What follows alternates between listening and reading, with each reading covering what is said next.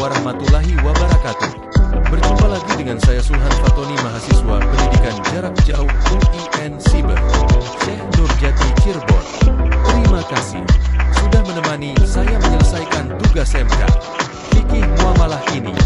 Saudaraku sekalian, pernahkah kita membeli atau menjual buah-buahan atau padi yang masih ada di pohon, belum sempat dipanen?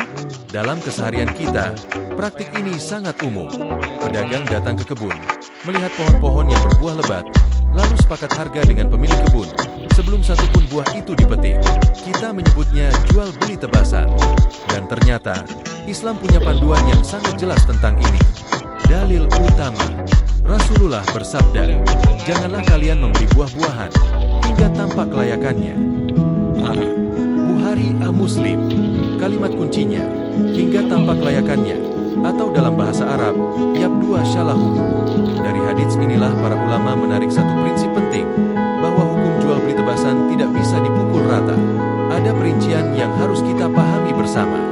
3 kondisi hukumnya. Kondisi pertama, jika buah atau padi masih muda, belum tampak tanda kematangannya, lalu dijual dengan syarat dibiarkan di pohon sampai matang sendiri, maka jual beli ini tidak sah. Hukumnya haram. Mengapa? Karena ada unsur gharar, ketidakpastian yang membahayakan. Buah muda bisa saja terserang hama, rontok sebelum matang, atau hasilnya jauh di bawah perkiraan. Dan Allah melarang kita memakan harta saudara kita dengan cara yang batil.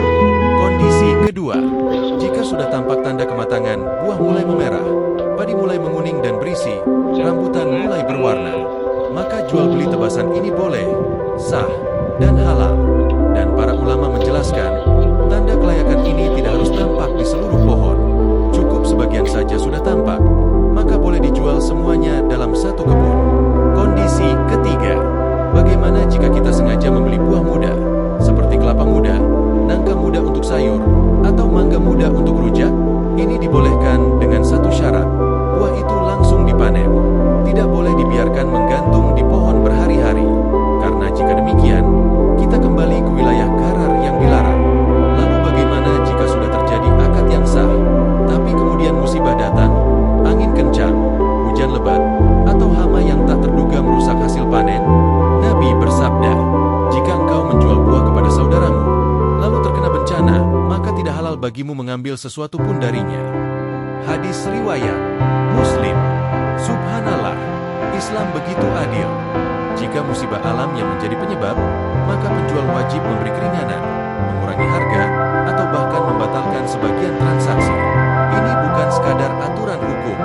Ini adalah akhlak muamalah, etika bertransaksi yang menjaga persaudaraan dan mencegah kezaliman. Saudara, jual beli tebasan bukan sekadar soal untung dan rugi. Di baliknya ada prinsip Islam yang agung, keadilan, kejujuran, dan perlindungan dari ketidakpastian.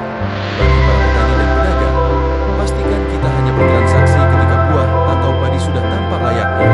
Jangan tergesa-gesa karena kebutuhan, hingga akhirnya transaksi kita kehilangan keberkahan. Karena harta yang halal, meskipun sedikit, jauh lebih bernilai dari harta yang banyak namun datang dari jalan yang meragukan. Semoga Allah senantiasa memberkahi setiap langkah muamalah kita. Amin ya rabbal alamin. Wassalamualaikum warahmatullahi wabarakatuh.